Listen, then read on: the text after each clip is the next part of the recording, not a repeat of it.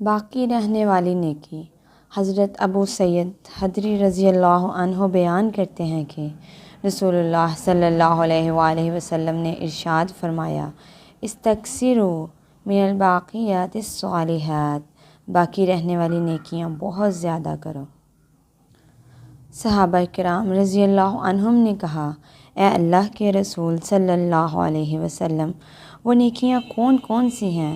رسول اللہ صلی اللہ علیہ وآلہ وسلم نے پہلے 4 نیکیاں بیان کی اور فرمایا یہ باقی رہنے والی نیکیاں ہیں، اور آخر پر ارشاد فرمایا لا حول ولا قوت الا باللہ، یہ بھی باقی رہنے والی نیکیوں میں سے ایک ہے۔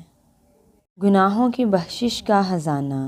حضرت عبداللہ بن عمر بن عاص رضی اللہ عنہ بیان کرتے ہیں کہ رسول اللہ صلی اللہ علیہ وآلہ وسلم نے ارشاد فرمایا، ما علی الارض احد یقول لا الہ الا اللہ واللہ اکبر ولا حول ولا قوت الا باللہ الا کفرت عنہ خطایاہ ولو کانت مثل زبد البحر۔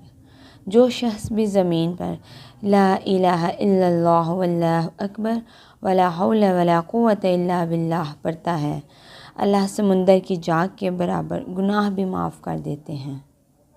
عامر بن سعد بیان کرتے ہیں کہ میں ابو ایوب انصاری رضی اللہ عنہ سے ملا تو انہوں نے مجھے کہا، کیا میں تجھے ایسے وظیفے کا حکم نہ دوں جس وظیفے کو پڑھنے کا رسول اللہ صلی اللہ علیہ وآلہ وسلم نے مجھے حکم دیا تھا؟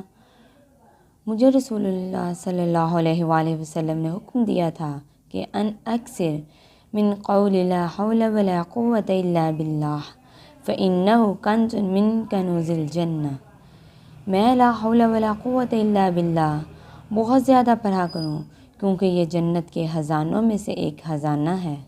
جہنم کی آزادی کی ضمانت۔ رسول اللہ صلی اللہ علیہ وسلم کی ایک طویل حدیث ہے جس کا آخری ٹکڑا کچھ یوں ہے۔ آپ صلی اللہ علیہ وآلہ وسلم نے ارشاد فرمایا، وَإِذَا قَالَ لَا إِلَهَ إِلَّا اللَّهُ وَلَا حَوْلَ وَلَا قُوَّةَ إِلَّا بِاللَّهِ قَالَ اللَّهُ لَا إِلَهَ إِلَّا أَنَا وَلَا حَوْلَ وَلَا قُوَّةَ إِلَّا بِي، وَكَانَ يَقُولُ مَنْ قَالَهَا فِي مَرَضِهِ ثُمَّ مَاتَ لَمْ تَطْعَمْهُ النَّارُ۔ اور جب مسلمان لا الہ الا اللہ ولا حول ولا قوت الا باللہ کہتا ہے تو اللہ تعالیٰ فرماتے ہیں، واقعی میرے سوا کوئی الہ نہیں اور میرے بغیر کوئی حرکت اور قوت نہیں۔ اور وہ کہتے تھے، جس نے اپنی بیماری کے ایام میں یہ بولا پھر وہ وفات پا گیا، آگ اس کو نہیں کھائے گی۔